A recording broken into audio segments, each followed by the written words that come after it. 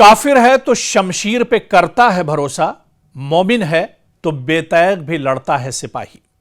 कभी कभी तारीख में ऐसे लम्हे आते हैं जब जंग सिर्फ हथियारों से नहीं बल्कि हौसलों से लड़ी जाती है, जब फैसला सिर्फ मिसाइलों, टैंकों और जंगी जहाजों से नहीं होता बल्कि कौमों के अज़्म, क़यादत पर एतमाद और कुर्बानी के जज्बे से होता है। आज पूरी दुनिया की नजरें मशरिक़ वुस्ता पर जमी हुई हैं। एक तरफ दुनिया की सबसे बड़ी फौजी ताकत अमेरिका और उसका करीबी इत्तेहादी इजराइल है, जबकि दूसरी तरफ ईरान है, एक ऐसा मुल्क जो बरसों से सख्त माशी पाबंदियों, सिफारती दबाव और बैनुल-अक़वामी तन्हाई का सामना करता रहा है। लेकिन इन तमाम मुश्किलात के बावजूद ईरान ने अपने दिफा और मज़ाहिमत की सलाहियत को बरकरार रखा है और यही चीज आज दुनिया भर में बहस का मौजू बनी हुई है। गुज़िश्ता चंद बरसों में ईरान पर बेशुमार पाबंदियां लगी, इसकी मईशत को दबाव में लाने की कोशिश की गई, तेल की बरामदात महदूद हुई, मालियाती निजाम को निशाना बनाया गया और इसे आलमी सतह पर अलग थलग करने की कोशिश की गई। लेकिन इसके बावजूद ईरान ने अपने दिफाई प्रोग्राम, मिसाइल टेक्नोलॉजी और ड्रोन सलाहियतों पर काम जारी रखा। ईरानी क़यादत मुसलसल यह मौक़िफ़ अख्तियार करती रही है कि वो बैरूनी दबाव के सामने झुकने के बजाय मज़ाहिमत का रास्ता अख्तियार करेगी। इसी सोच को ईरान में मज़ाहिमत की हिकमत अमली के नाम से पेश किया जाता है, जिसे हुकूमत और इसके हामी कौमी खुद मुख्तारी के तहफ़्फ़ुज़ से जोड़ते हैं। हालिया कशीदगी में ईरान ने मुतादिद ऐसे दावे किए हैं जिनमें अमरीकी ड्रोन्स को मार गिराने, इजरायली अहदाफ को निशाना बनाने और अपने फजाई दिफा की कामयाबियों का जिक्र किया गया है। दूसरी जानिब अमरीका और इजराइल ने भी ईरान के खिलाफ मुख्तलिफ फौजी कार्रवाइयां और हमलों की इत्तलात जारी की।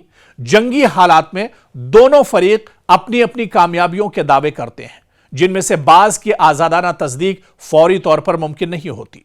ईरान के अंदर सरकारी बयानिया यह है कि अवाम अपनी क़यादत के साथ खड़े हैं और मुल्क के दिफा के लिए हर कुर्बानी देने को तैयार हैं। इसी जज्बे को ईरानी मीडिया और सरकारी बयानात में नुमाया तौर पर पेश किया जाता है। दूसरी तरफ नाक़िदीन यह भी कहते हैं कि ईरान के अंदर राय आम्मा मुतनव्वो है, यानी अलग अलग है और तमाम शहरी यकसा सियासी मौक़िफ़ नहीं रखते। इसलिए पूरे मुआशरे के बारे में कतई दावा करना दुरुस्त नहीं होगा। इस जंग का एक अहम पहलू यह भी है कि यह सिर्फ दो ममालिक के दरमियान अस्करी मुकाबला नहीं, जंगी मुकाबला नहीं, बल्कि खित्ते में असर और रसूख, सलामती, ताकत के तवाजुन और मुस्तकबिल के सियासत का भी मामला है। अगर कशीदगी मजीद बढ़ी तो इसके असरात सिर्फ ईरान या इजराइल तक महदूद नहीं रहेंगे, बल्कि पूरा मशरिक़ वुस्ता आलमी तवानाई के मंडियां और बैनुल-अक़वामी मईशत पर भी मुतासिर हो सकती है, जैसा कि पिछली बार देखने को मिला था।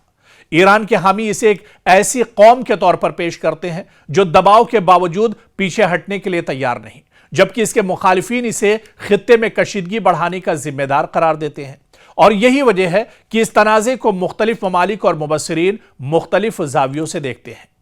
एक बात अलबत्ता वाज़ेह है कि यह जंग सिर्फ असलहे की ताकत का इम्तिहान नहीं, बल्कि सियासी अज़्म, सिफारती हिकमत अमली, माशी बर्दाश्त और अवामी हौसले का भी इम्तिहान है। तारीख हमेशा यह याद रखती है कि जंगों में सिर्फ ताकत नहीं बल्कि फैसले, हिकमत, सब्र और इस्तिकामत भी अपना किरदार अदा करते हैं।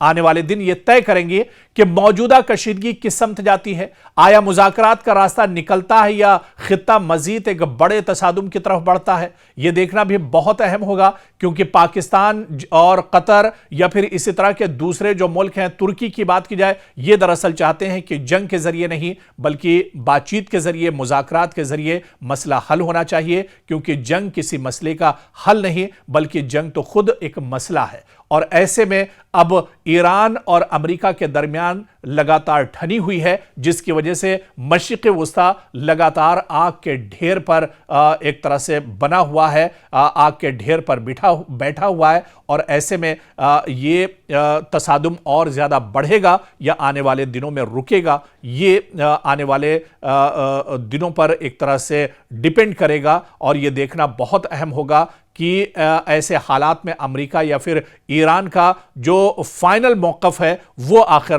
क्या कुछ होता है। मशरिक़ वुस्ता में लगातार हालात ख़राब हैं और इस बीच अमेरिका लगातार तेहरान को निशाना बना रहा है। ईरान के अलग अलग जो हिस्से हैं वहां पर लगातार अमेरिका अटैक कर रहा है। लेकिन क्या आपने सोचा कि इस जंग में जो सबसे दिलचस्प पहलू है वो आखिर क्या है? आप कहेंगे कि जंग में आखिर दिलचस्पी क्या चीज होती है, लेकिन जंग का एक दिलचस्प पहलू भी है। आज उसी के बारे में हम आपको बताएंगे। और यह दिलचस्प पहलू दरअसल कुछ और नहीं, ये अमेरिकी सदर डोनाल्ड ट्रंप से जुड़ा हुआ है। जी हां, ट्रंप की फुतवाहात बहुत दिलचस्प हैं इस जंग के अंदर। आप देखिए कि एक जंग जो शुरू हुई थी, बीच में कुछ दिनों के लिए जंगबंदी हुई, लेकिन फिर वो जंग एक तरह से शुरू हो गई। जंग तो खत्म नहीं हुई, लेकिन इस बीच आप देखिए कि अमेरिका के सदर डोनाल्ड ट्रंप कई बार जंग जीतने का दावा कर चुके हैं। कई बार वो ये कह चुके हैं कि अब जंग खत्म हो गई और अमेरिका इस जंग में जीत चुका है। दरअसल इसी पहलू पर हम बात करेंगे, क्योंकि हर 2-4 दिन बाद एक नई प्रेस कॉन्फ्रेंस होती है डोनाल्ड ट्रंप की, जिसमें वो दावा करते हैं कि हम जीत गए हैं। फिर चंद घंटों बाद दोबारा हमले शुरू हो जाते हैं। फिर एक और ऐलान अमेरिकी सदर डोनाल्ड ट्रंप की तरफ से किया जाता है कि ईरान हार चुका है, ईरान की शिकस्त हो गई है। और फिर अगले हफ्ते ही एक और प्रेस कॉन्फ्रेंस अमेरिकी सदर डोनाल्ड ट्रंप की तरफ से की जाती है, और इस बार यह कहा जाता है कि वाकई जंग जो है वो फैसलाकुन मरहले में पहुंच चुकी है और अब 2-4 दिन में ईरान का सफाया हो जाएगा और जंग खत्म हो जाएगी। अब तो लोग मजाक में कह रहे हैं कि अगर हर बार जीत का ऐलान करना पड़े तो फिर शायद जंग अभी खत्म नहीं हुई है। जब हर बार डोनाल्ड ट्रंप हर 2-4 दिन के बाद डोनाल्ड ट्रंप प्रेस कॉन्फ्रेंस में कहते हैं कि वो जंग जीत चुके हैं, ईरान की शिकस्त हो चुकी है, तो फिर यह जंग आखिर खत्म कहां हुई? यह तो अब लोगों के दरमियान एक तरह से मजाक सा बन गया है। असल फतेह तो वो होती है जिसके बाद दोबारा यह साबित करने की जरूरत न पड़े कि हम जीत गए हैं, बल्कि दुनिया भी यह समझ जाए, दोबारा हमला करने की जरूरत भी ना पड़े, दोबारा से कोई टकराव भी ना हो, वार का पलटवार भी ना हो, तब तो यह कहा जा सकता है कि वाकई में हम जीत चुके हैं, हमारी फतेह हो गई है और सामने वाला जो मद्दे मुकाबिल यानी है उसकी शिकस्त हो गई है। लेकिन यूं लगता है जैसे एक ही जंग में फतेह का जश्न इतनी बार मनाया जा रहा है अमेरिका की तरफ से, डोनाल्ड ट्रंप की तरफ से, कि अब गिनती रखना भी मुश्किल हो गया है। सोशल मीडिया पर तबसरा कुछ यूं होता है कि अगर एक ही जंग 10 बार जीतनी पड़े तो शायद मसला जंग में नहीं, बल्कि यह फतेह का ऐलान भी एक तरह से नहीं माना जाएगा। बल्कि आप देखिए कि बार बार जिस तरह से डोनाल्ड ट्रंप प्रेस कॉन्फ्रेंस में आकर ऐलान कर रहे हैं, कहीं ना कहीं यह उनकी घबराहट है। डोनाल्ड ट्रंप, आपको याद होगा कि जब इजराइल और अमेरिका ने शुरू में ही हमला किया था ईरान पर, अचानक हमला हुआ था, मुश्तरका हमला था इजराइल और ईरान, अमेरिका का ईरान के ऊपर, तेहरान के ऊपर, और उसके फौरन बाद अमेरिकी सदर डोनाल्ड ट्रंप की प्रेस कॉन्फ्रेंस हुई थी और उन्होंने कहा था कि एटमी हथियार ईरान के पास हैं जो इजराइल के लिए बहुत बड़ा खतरा है, दुनिया के लिए बहुत बड़ा खतरा है, मशरिक़ वुस्ता के लिए बहुत बड़ा खतरा है। ऐसे में ईरान को अब दरअसल ईरान से बहुत कहा गया, उसके ऊपर दबाव बनाया गया, पाबंदियां लगाई गई, फिर भी वो एटमी हथियार बना रहा है। हालांकि इस बयान में भी डोनाल्ड ट्रंप झूठ बोल रहे थे, क्योंकि इससे पहले जब हमला हुआ था, इजराइल ने हमला किया था ईरान के ऊपर, उस वक्त भी डोनाल्ड ट्रंप ने यही कहा था।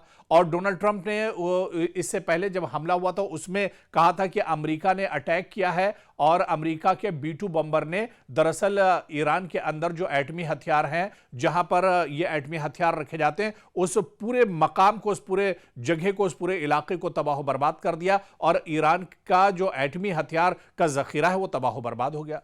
फिर जंग हुई, फिर यही बहाना बनाया गया। तो दरअसल यह बहाना है, बल्कि बहाने से ज्यादा यह कहा जाए कि यह डोनाल्ड ट्रंप और अमेरिका का डर है जो निकलकर सामने आ रहा है, और यह डर अब दुनिया के सामने निकलकर सामने आ चुका है, खुलकर सामने आ चुका है।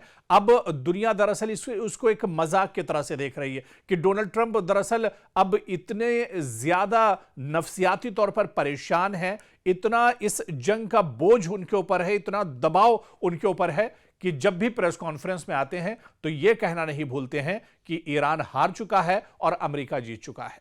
लेकिन जंग तो अभी चल ही रही है। और आप देखिए कि यह जंग कब तक चलेगी, यह तो अब डोनाल्ड ट्रंप भी नहीं बता सकते हैं। दुनिया हैरान है कि एक तरफ अमेरिका जैसा सुपर पावर मुल्क और दूसरी तरफ ईरान जैसा ऐसा कमजोर मुल्क जिसके ऊपर हमेशा से अमेरिका ने पाबंदियां रखी हो, लेकिन वो अमेरिका और इजराइल जैसे बड़े मुल्कों का, जिनके पास जदीद टेक्नोलॉजी है, जदीद हथियार हैं, जदीद ड्रोन और मिसाइल हैं, वो उसका सामना, ईरान ऐसे मुल्कों का सामना डटकर कर रहा है। तो यही वजह है कि अब डोनाल्ड ट्रंप की परेशानी जो है वो खुलकर सामने आ रही है। और डोनाल्ड ट्रंप इसी वजह से जो दुनिया देख रही है उसे भी झुठलाने की कोशिश करते हैं। और जब भी प्रेस कॉन्फ्रेंस में, जब भी मीडिया के सामने आते हैं, तो ये कहना नहीं भूलते हैं कि अमेरिका जीत गया है, अमेरिका जंग में जीत रहा है, अमेरिका 2-4 दिन में ईरान को नेस्तो नाबूद कर देगा। लेकिन यह जंग तो पिछले कई महीनों से चल रही है। ईरान डटकर मुकाबला कर रहा है, मजबूती के साथ मुकाबला कर रहा है। और यह जंग कब तक चलेगी,